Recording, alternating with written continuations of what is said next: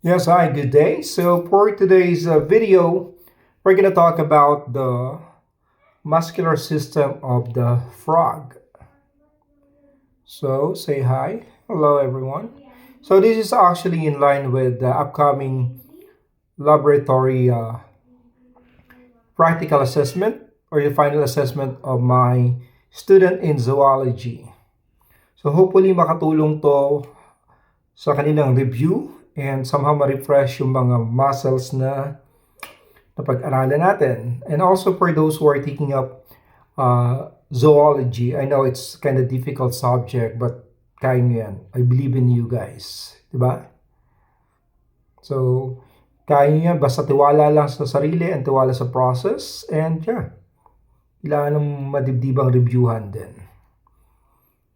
Okay? So, to start up with, we're gonna talk about this side, which is the ventral side of the froggy. So start up with the muscle at the tip, of the lower jaw, which is known to be as your submentalis. So let me just find the name here. Yeah, right there. So again, the tip, this one, the tip of the lower jaw. This is known to be as your submentalis. Okay, so let's show it. There you go, submentalis. So ano ba ang purpose or the action? So what is the action of the submentalis? So it raises the tip of the lower jaw, thus closing the external nares or the external. So again, it raises the tip of the lower jaw. So every time na si Froggy is mag-open up ng kanyang naka-open yung mouth niya, so para siya bumalik sa position niya, it has to be this, the submentalis. That's the one responsible for raising up the tip of the lower jaw. Now, on the other side, this part, okay, let's have it closer. Yeah, this one. This portion, actually, naputol na kasi siya. It has been cut. Kasi nga, we try to locate the underneath muscle. So, but anyway, kita pa naman siya here on the left side. So this part, this is known to be as your mylohyoid. So possible na while you're watching this, nauuna na kayo magsalita or magsabi ng name ng muscle that I am pointing out. But anyway, this one is your, so if you're actually doing that, then very good. Meaning to say you have learned something on our laboratory. So again, that is your mylohyoid. So what is the action of the mylohyoid then? So this mylohyoid is a transverse muscle covering the floor of the oral cavity. So this is the floor of the oral cavity kasi nga siya yung nasa baba. So obviously, yeah, that's gonna be the floor. Mahirap naman pag yung floor nasa tuktok, di ba? Yeah. But anyway, this is the floor of the oral cavity. So this muscle, kung makikita nyo po up close, yeah, that one there, that is your mylohyoid. So meron po siya, it has actually two sides. You have the left and the right kasi nga tayo po ay bilateral symmetry. So we do have here the left and the right side. But since, okay, so kilala na natin si submentalis. So let's just try to move it a little para makita natin yung other side then. Care. Okay. So this side, the other side here, that's also the mylohyoid. So nakat lang namin siya so that we will be able to see the underneath one, this one. So kung makikita nyo, siya po, it's going down naman. The other one is something like horizontal. Are you able to see? This one is something like horizontal. Let's take up the name first. So yeah, there you go. Yeah, it's somewhat like horizontal, while the other one is somewhat like vertical. So the underneath muscle is known to be, this part is known to be as your, wait lang. Pasensya na po, mahirap pala mag-live ng ganito. I never thought. But anyways, kaya natin yan. So again, this side, wala kasi tayong cameraman. So sarili natin, kailangan tayo ang mag-a-adjust at hindi si camera kasi siya ay naka-stable. So here we go. This one. Again, so this side is your geniohyoid. So tayo na lang mag-adjust, diba? So diyan ganun, kailangan mo mag-adjust.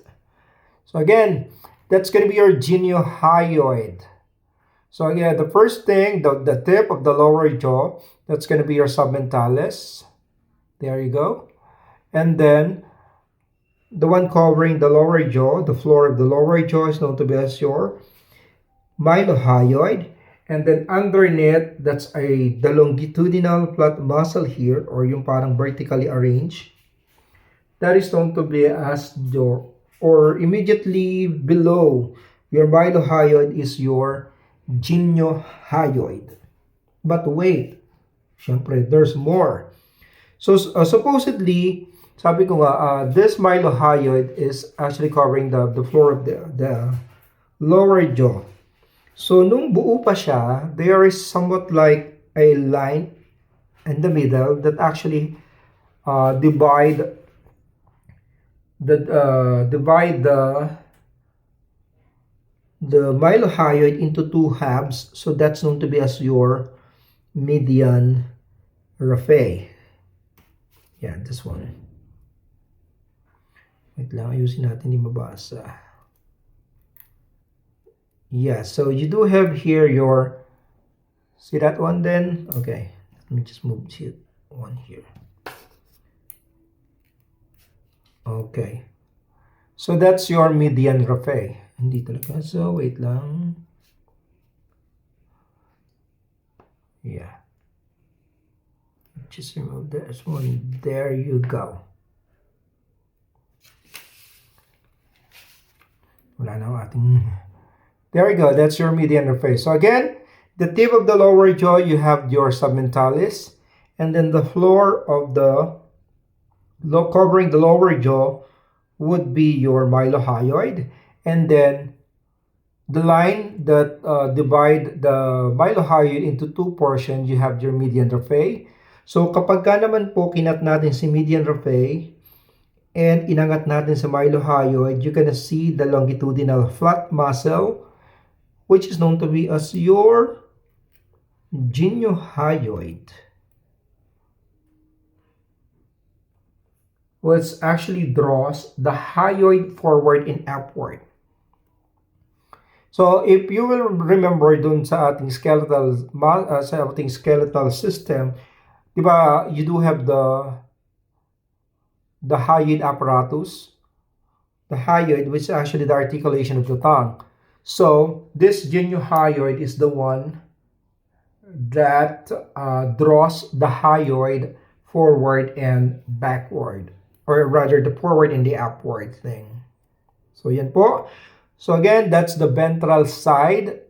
So tapos na, di ba? So again, we do have the submentalis, mylohyoid, median raphe, and the geniohyoid. Okay. How about a big hand? Tapos na po ang ating ventral head. So, to give way, para masyado nating mabigyan ng emphasis yung other part, we're gonna, okay, just leave it there na lang, okay? I was supposed to take it off, but anyway, yeah, you won't be seeing the other part, so let's just try. Yeah, by the way, diba, we do have here the median raphe. So we cut it off, matatanggal natin siya. So dito po sa bandang dito, yeah, wait lang.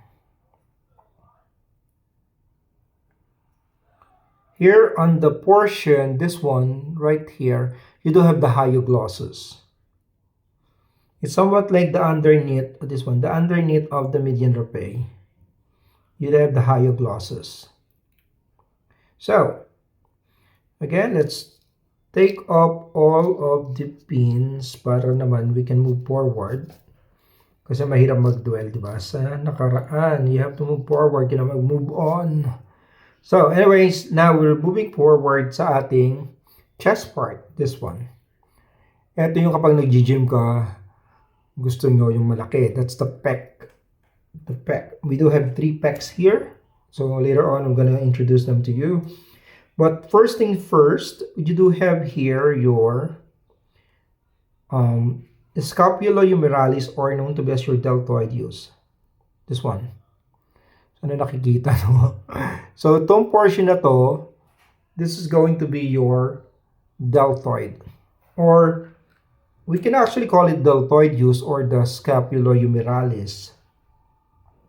So, here's the thing, this one. There you go. So, again, the name is deltoid or it could be deltoid use or the scapulohumeralis. So, ito po siya, yung parang somewhat like yun sa may balikat natin, the back. That's your deltoid use or the scapulohumeralis.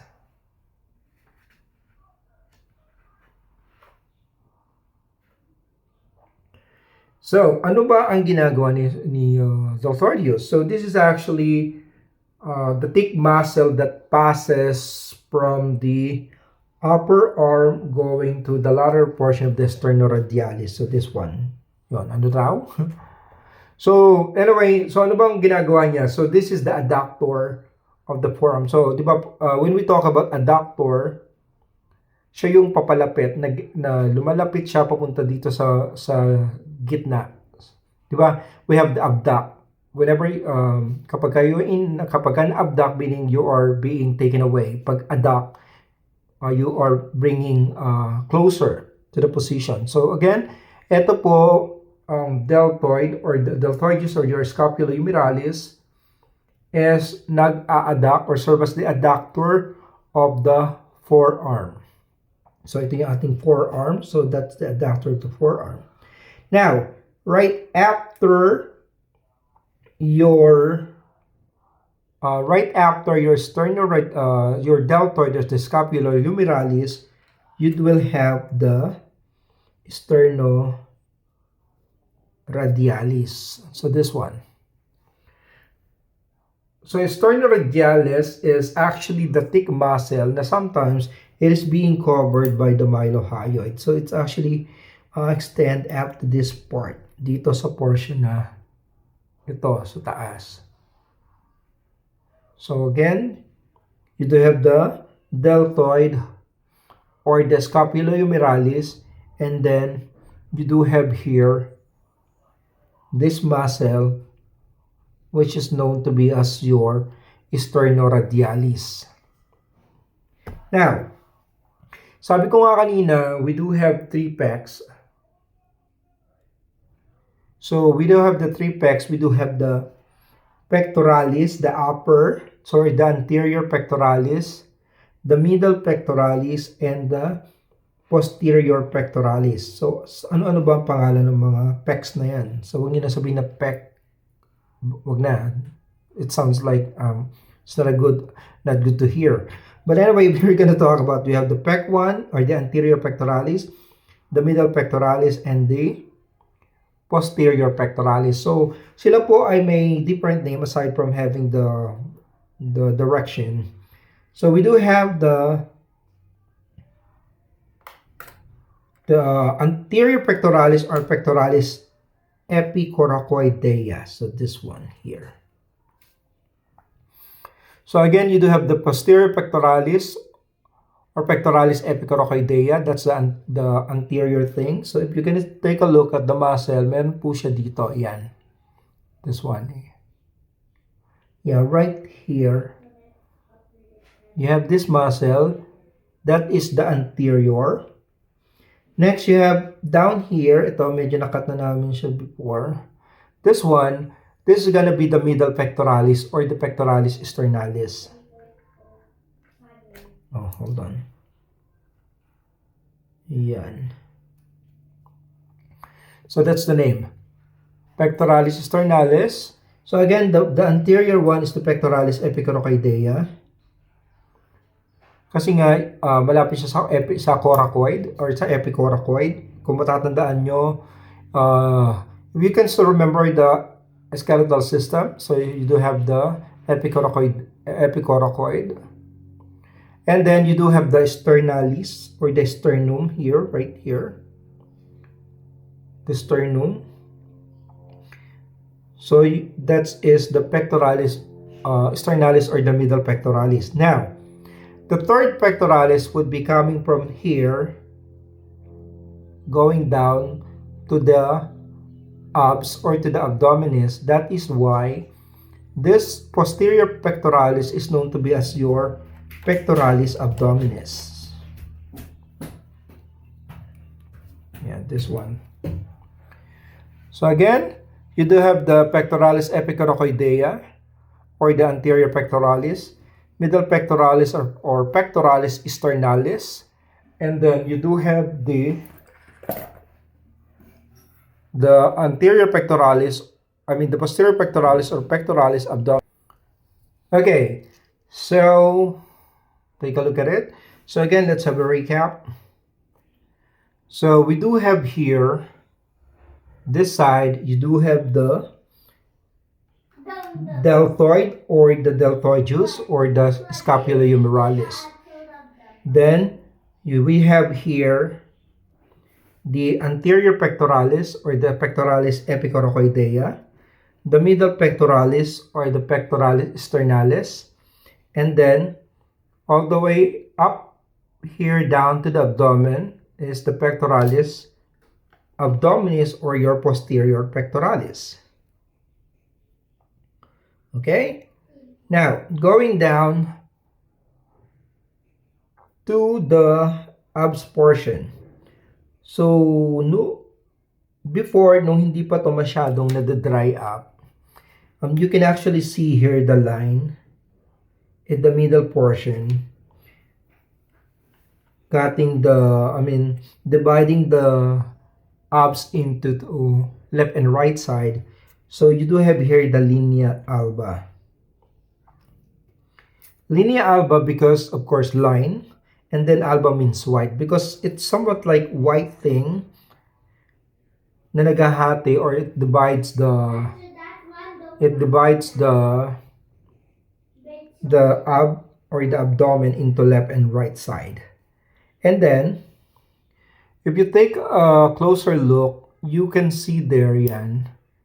Ito po, ito yung mga tinatawag natin na pagka, di ba, pag nasa Boracay ka, you're gonna see meron kang abs or the six-pack. Yung pong pack na yon is known to be as your rectus abdominis. Rectus abdominis, yeah, that's the one. Let's put it down first. Yan. Siya po si rectus abdominis. Rectus abdominis. Why rectus? Kasi po siya is, the shape of the muscle, and then at the same time, it is located within the abdomen. Kaya siya rectus abdominis. Now, kung makikita natin, di ba, as I mentioned earlier, it is actually cut or divided into yung nagkakaroon ka ng six-pack. Sometimes yung iba nga 8 pa eh. So, yung nagkahati po sa rectus abdominis or nagbibigay ng six-pack nyo would be known as this one, let me just pin it. Yeah. That's our inscriptionis tendinae. Again, that's our inscriptionis tendinae. So again, okay, you do the drill on your end. Okay, so how do you call the line that's divide the abdomen into the left and the right side? Okay, so that's your linea alba.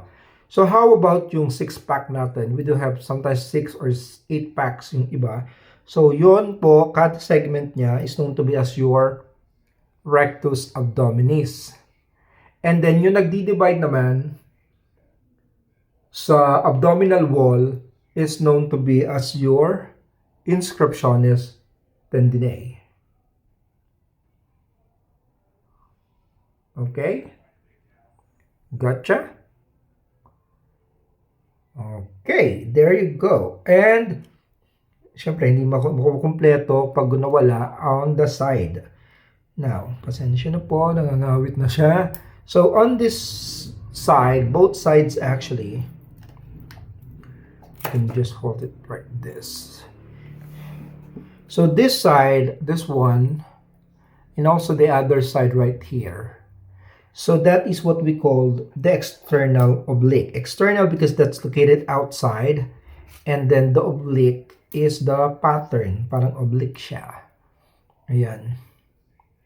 Ano ba siya? There you go, this one. That's the external oblique. Now, kasi nga, di ba I mentioned external because that's located at the outside. Anyway, if you are, ikakat natin siya, actually hindi na siya possible dito kasi it's already dried na. Medyo dried na po si toady natin. But anyway, underneath it, kapag na-deplete natin si external oblique, you're gonna see the internal thing or the internal muscle right underneath the external oblique. So, syempre, kung siya ay nasa loob, obviously, siya po si internal oblique. So, again, hindi po siya dito lang. You have to cut this one po eh. It's just that medyo hindi na siya na magagawa natin ngayon. But anyways, GTK, good to know. So again, you have the internal oblique. As you can see, the parallel muscle here. It goes this way. And then, kapag normally pag fresh pa si Froggy, you can cut it and then you will be able to see the other alignment of the muscle underneath, which is known to be as your internal oblique. But for the sake of this video, we're not gonna do that since si Froggy po ay medyo dried na. So again, so we're actually done with the ventral side from the head down to the abdomen part. So let's review. So again, the one at the tip of the lower jaw is known to be as your submentalis. So by the way, before we go on with the review thing, let's just take off all of the pins so we can actually try to pinpoint everything better. Mas makita natin yung mga muscles here. Okay, let's take it off then. O diba? Medyo marami-rami na rin. Okay. So again, starting up with the tip of the lower jaw, this one. The tip of the lower jaw is known to be as your, yes, that's correct. That is your submentalis. And then, assuming that there's a line here na hindi pa natin nakakat itong muscle na to, the one covering the floor of the lower jaw. So, there's a line here in between that's known to be as your, yes, that's your median raphe. And then the floor, the actual floor, this one, ito siya, this one, and then the other one has been cut na kasi. So yeah, that's it. You're no longer be able to make it kita. So yeah, you're not gonna see it na because it has been cut. So anyway, this is going to be as your mylohyoid. And mylohyoid again is being divided into two halves by the median raphe. So the moment you cut, like what we did here, the moment you cut the mylohyoid, you're gonna see the lateral flat muscle down here underneath the mylohyoid that is known to be as your geniohyoid. Yeah. And then, assuming na meron pa tayo dito si median raphe, so underneath this part, you will be able to see the hyoglossus.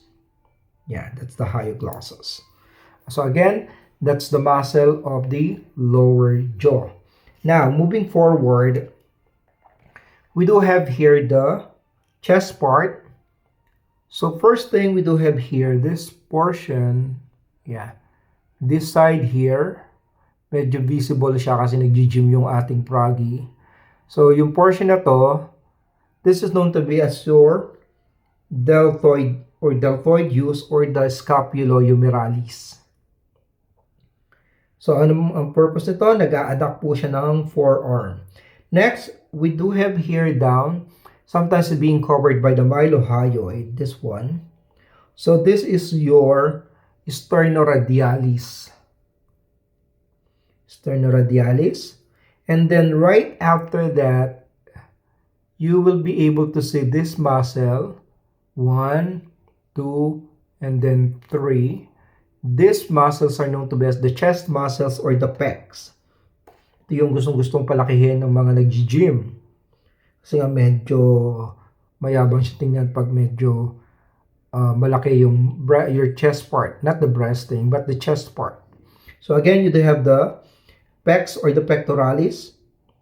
This area is actually the pecs or the pectoralis.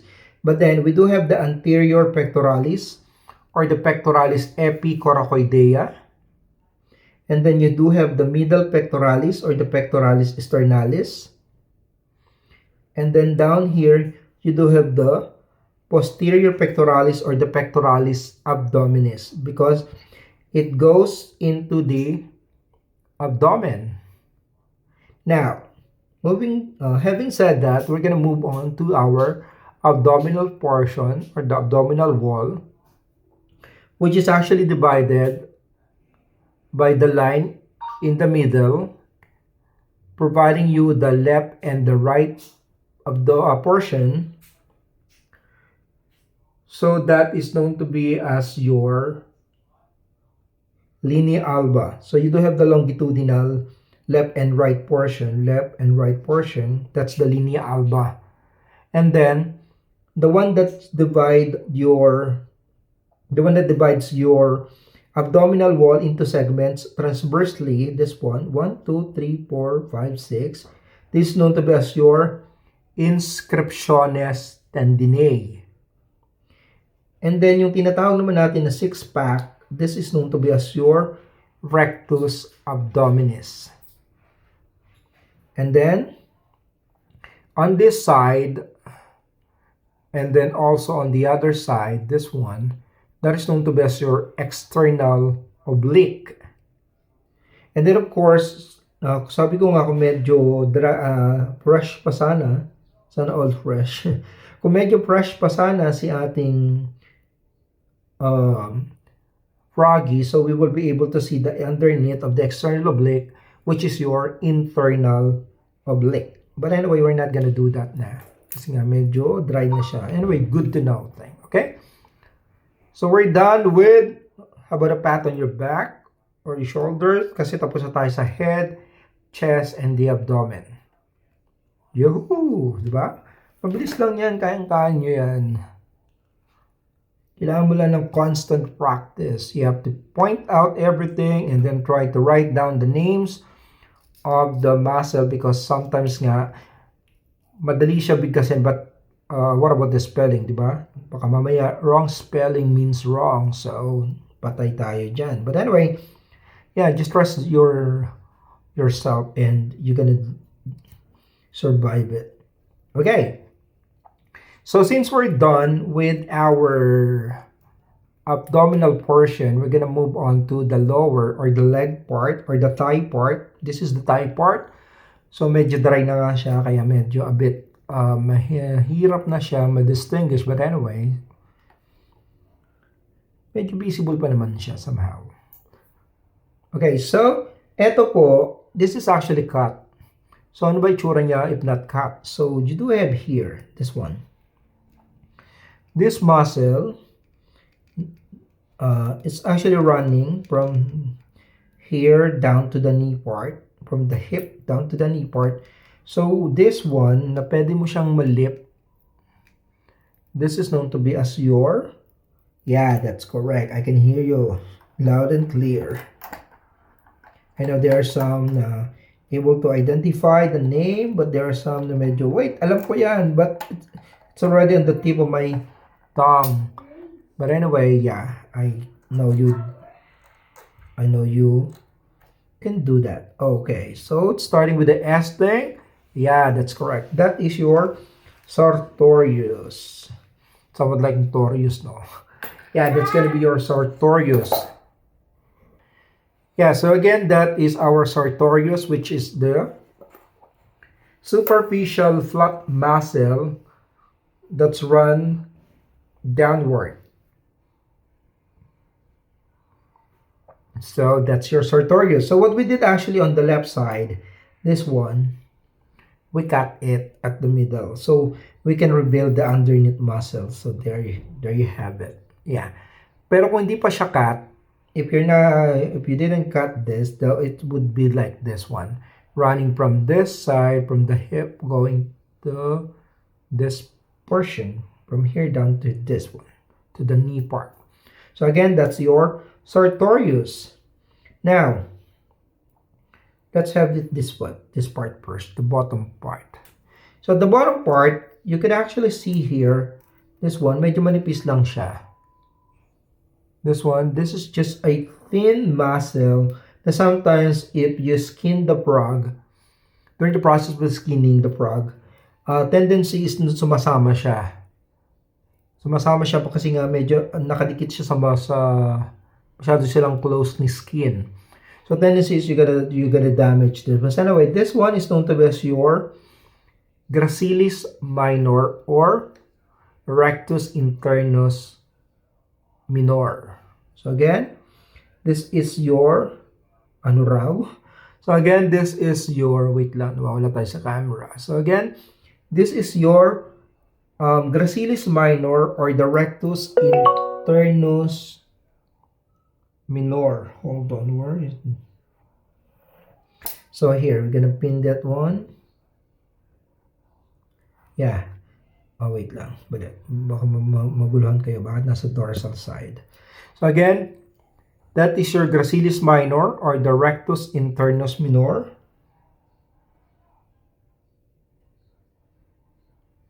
Ito ang other side niya. Oh, ito yung AKA, di ba? Mahaba yung pangalan niya. Rectus internus minor or the gracilis minor, sorry. Okay, so tanggalin natin siya para makita natin yung next part. Now, hirap talaga pag wala kang cameraman, so ikaw yung mag-a-adjust.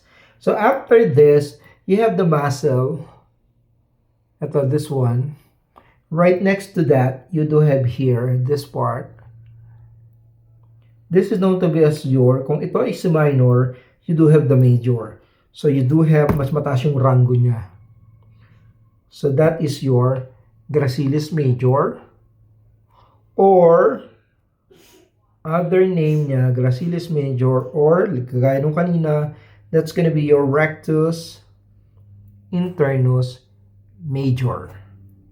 So again, gracilis minor, the bottom, the superficial, and then followed by the larger one, which is the gracilis major. So let's take it up kasi masyadong malaki, hindi natin makita yung muscle itself. Now, if you're gonna open this up, kapag ka binuka mo ng konti, itong si gracilis major, you're gonna see another muscle underneath this one. Yung para siyang, nakikita nyo ba? Mamaya hindi pala kita. This one. The one underneath this part, this one, the one that I'm holding on. Kasi nga, siya po ay galing dito. Meron siyang tendon na kinakapitan all the way down there. So kapag ka in-open up natin siya, this one, you can see that white thing, yeah, this thing. You're gonna see this one right here, this portion, the one that I'm holding up. Yeah, that is known to be as your semitendinosus. Kasi nga there is a tendon, kaya lang nawawala po ang pangalan na ginawa dito. I'm not able to see it. But anyway, yeah. That's gonna be your semitendinosus. Semi. Somewhat like the half semi, or semi. And then, since nakadikit siya sa tendon, so that's gonna be your tendinosus. That's your semitendinosus.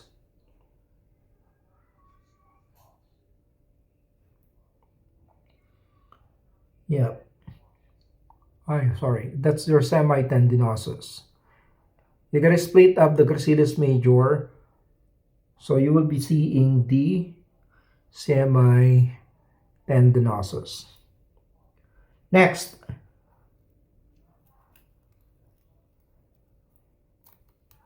So right after this actually is, this is semi-mem. So to po is para semi-membranosus na rin. Kasi you do have the semi-tendinosus. So this one is also, semi-mem. Next.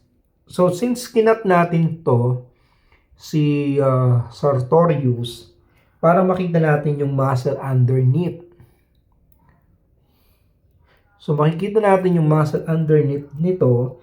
Meron po kayong makikita dyan na muscle na isang mahaba, this one. Meron tayong muscle dyan na mas mahaba, this one, this darker part, and then you do have here the muscle na para siyang triangular in shape. So the one that is in, let's say triangular in shape, let's just depict this one. Take this one off. Yeah, this one. So if you're gonna see that muscle, which is this one, medyo dry na kasi yung ating froggy, kaya medyo not so, na siya. Yeah, this is your sartorius. So kapag ka nakita nyo dito, that's gonna be your adductor magnus. Kasi magnus, this one, hold on, let's put it down. I'm not getting the force to put it there kasi medyo matigas na rin siya. So anyway, that's your adductor magnus. So right here. And then if you're gonna take a look, there is a one running down here. Ito medyo, itong part na to. You see that, guys? This one, this one. The one that I'm holding, this one. The one that I'm holding on, this one is your, kung ito si magnus, this one right here would be your adductor longus. Kasi nga, mas mahaba po siya. So obviously, that's gonna be your adductor longus. Wait lang ha, pasensya na po talaga because we don't have our videographer. So it's just us who's adjusting on the camera. So, again, this adductor longus is actually narrow. Sabi ko nga, diba? It's just a thin one. So I'm gonna take a look at this. Medyo hindi na po siya masyadong visible on this side. I mean, this one. Still, here, this thing right here, this is your adductor longus, and then you do have here your adductor magnus. Okay, you can take a look at that. Okay, so the one running the narrow muscle, which is this is actually the bigger muscle. So right beside this one, you're gonna see this, the longer muscle here. That's your adductor longus. So, sino ba itong malaking muscle na to? Ito. This muscle actually can be seen from the ventral side and also from the dorsal side. So, sino ba siya? So, this muscle is known to be as your rectus femoris. And, rectus femoris. This is the muscle. Because that is the one. Rectus, so meaning running, mahaba pa rin yung muscle na to, rectus, right down here. And then femoris, because naka-attach siya sa the longest bone, which is your femur. Kaya po siya nakuha. So again, the name of this muscle is rectus, is the shape of the muscle, and then femoris is the name of the bone or the attachment. So that's why rectus femoris. So, ano ba ang meron kay rectus femoris? Actually, this rectus femoris, meron po siyang tinatawag natin na 3 heads. So, we do have here, now, let's take up these things first. Tanggalin muna natin yung mga pangalan, so therefore, we can see. So, right here. So, since ito po would be the ventral side, you do have here the internal head. So, if you're gonna take a look, tanggalin lang natin yung mga excess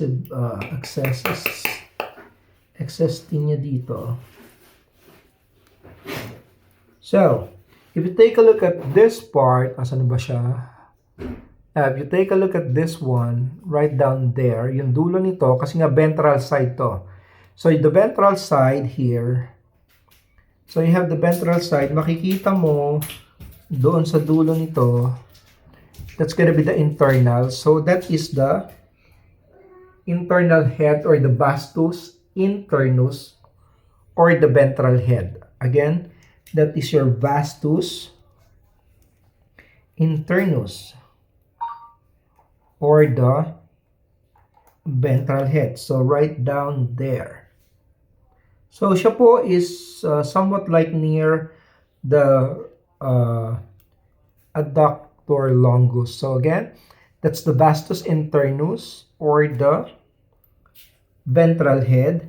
And then, itong side na to, I mean, on the side, on this side, parang medyo gitna na siya. Ito would be the middle head, of course. This one, let's take this one out first. So you will have here the middle head, or known to be as your rectus internus, or rather the rectus femoris anticus, or the middle head. So, asan ba siya? Yeah.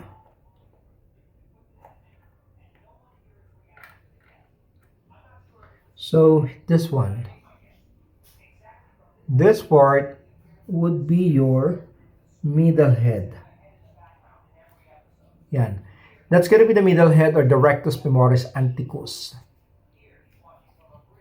So again, you have the ventral head or the vastus internus, the middle head or the rectus femoris anticus, and of course, we do have here the dorsal head, this one. Malapit na po siya sa piriformis. So this one would be your dorsal head or known to be as your vastus. This one, you can see that right there. This one, yung dulo nito. Since po siya po is nasa dorsal head, dorsal side, that's gonna be your external portion or known to be as your vastus externus. So again, we have here the three heads of the rectus femoris. You have the dorsal head or the vastus externus, the middle head or the rectus femoris anticus, and of course, the internal head or the ventral head, which is the vastus internus. Okay? So, how about a big hand? We are done actually with the thigh portion. So again, simulan nga natin uli for the thigh thing. Let's just review the thigh. Okay, so kapit lang guys, we're almost done with the ventral side. But before that, let's have first the review. Let's review first the thigh part. So again, we do have here the flat muscles. So this thing, this one, how do you call this? Yeah, this is your sartorius. Now, for us to actually see the underneath muscle, so we have to cut this muscle right here, the sartorius. We have to cut it para ma-reveal natin yung underneath. Now, start muna tayo dito sa pinakababa. This one, I think this is the delicate muscle because whenever you do the skinning of the frog, sumasama nga siya like I mentioned earlier. So again, this is your, yes, very good. That is your rectus internus minor or the gracilis minor. Followed by this one right here. This is going to be your rectus internus major or your gracilis major. Now, if you're gonna cut the gracilis major, you will see here the muscle underneath. This one, right down here. So you do have the semi-tendinosus. And then, it's also part of the this is the semi-membranosus part pa. Semi-membranosus, and then the one underneath is the semi-tendinosus. Then, on the tip, right here, you will see somewhat like triangular muscle. Yeah, right there. Somewhat like the triangular muscle, this part. This is known to be as your, wait lang. So we can actually see that without being disturbed. Let's just spin it. Pasensya na po kasi wala nga tayong videographer. So sometimes nawawala na tayo sa camera, sa spotlight. So anyway, this part here. This one is your adductor magnus. And then you will have here, this muscle. This muscle right here, ito medyo mahaba. Kaya nga po siya mahaba, this is going to be your adductor longus. Very good.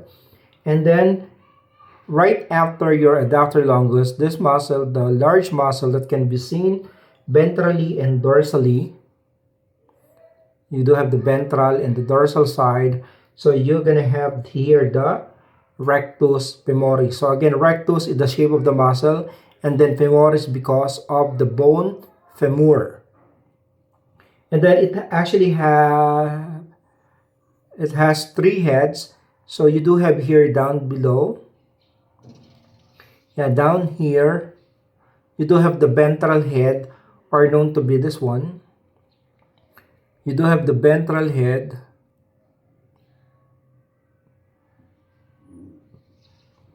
Or known to be as the vastus internus. Kasi nga, parang internal. This is the internal, or the ventral. So, vastus internus. Next, you do have here this part. This side would be the middle head. This one right here. Yeah, that one there. This one, that is your middle head, are known to be as the rectus femoris anticus. That's rectus femoris anticus right down here. And then on the dorsal side, you're gonna have the external head. This one. So, kailangan natin tanggalin ng ibang fascia dyan. Now, kapag natanggal na to, you're gonna see that there is actually another head down here. Siya po yung tinatawag natin na vastus externus, or the dorsal head. And there you have it. We're done with the head, chest, abdomen, and of course the thigh. So we're now down to the last portion, which is the shank muscle. So, for the shank muscle, you can actually see it here. Meron pa po tayo dito. So this large one, this is known to be as your gastrocnemius. So if you're gonna write it down, meron siyang letter C. So para siyang, you could say gastrocnemius. But if you're gonna write it down, there's letter C. But if you're just gonna say it, it's gastrocnemius, silent C. So again, this is your gastrocnemius.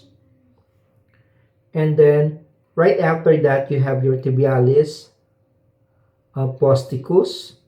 And then, where that? This one. You have this is the spelling. Yeah. That's your gastrocnemius. Yep, right there. Gastrocnemius. And then, right after the gastrocnemius, you do have the, I actually don't have the name in that one. But anyway, that's your, yeah, here. This is your tibialis posticus. You have your tibialis posticus. And then right after that, kasi nandito yung tibia nyo, tibia bone. So you have here the extensor cruris. So again, that's your extensor cruris. So paano mo malalaman if that's already the extensor cruris bone, muscle? So you're gonna see this, the tibia, fibula, or the shank bone here. And then immediately after that, this one, you're gonna see na meron siyang muscle right beside it. So that's gonna be your extensor cruris. Now, after your extensor cruris, there is another muscle that's run here from this portion going down. So that's gonna be your flexor tarsi anterior. That is your flexor tarsi anterior. And then, right down here, meron pa isang muscle supposedly dito. Kaya lang, I won't be able to see yung name niya. So you do have here the flexor tarsi anterior. So right down here, this one, it's actually, saan na ba yan? Hindi na pa nakikita. So it is actually in between your flexor tarsi anterior and then your peroneus. So this muscle is known to be as your tibialis anticus. Right down there. The one that I pinned red. That's your tibialis anticus. So again, you have your gastrocnemius, your tibialis posticus, wala. Oh, nalaglag na siya. But anyway, yeah, it's just right down there. Yeah. So again, you have the gastrocnemius. And then let's just spin it out. Then the white one, this one. Sana nakikita natin, no? Gastrocnemius, and then right down here, you have your tibialis posticus. And then tatawid sa may buto, you'll have the extensor cruris. And then after your extensor cruris, you have your flexor tarsi anterior, and in between the flexor tarsi anterior, and then also your peroneus right here would be your tibialis anticus. Okay?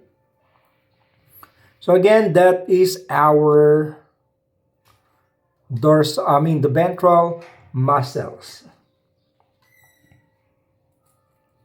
So hopefully naging maayos at may natutunan kayo somehow, kahit medyo nawawala tayo sa spotlight because as I've mentioned, wala po tayong videographer and sometimes I'm not able to see kung tayo po ay naka-direct sa ating camera. By the way, I'm using the Huawei MatPad and yeah, it's mahirap pala siya mag-video pagka ganan. But anyways, hopefully guys you're able to learn something and refresh yung mga muscles natin. The muscle memory nyo. And the same goes with na-refresh yung memory nyo. Ano ba sinasabi ko? Na-refresh yung memory nyo when it comes to the muscles of the ventral muscles. Okay? So just watch out for the next one, which is the dorsal muscle. So we're gonna talk about the dorsal side of this frog in a while. Okay? So again, that's it. And you do have a great day ahead. Goodbye for now and bye-bye.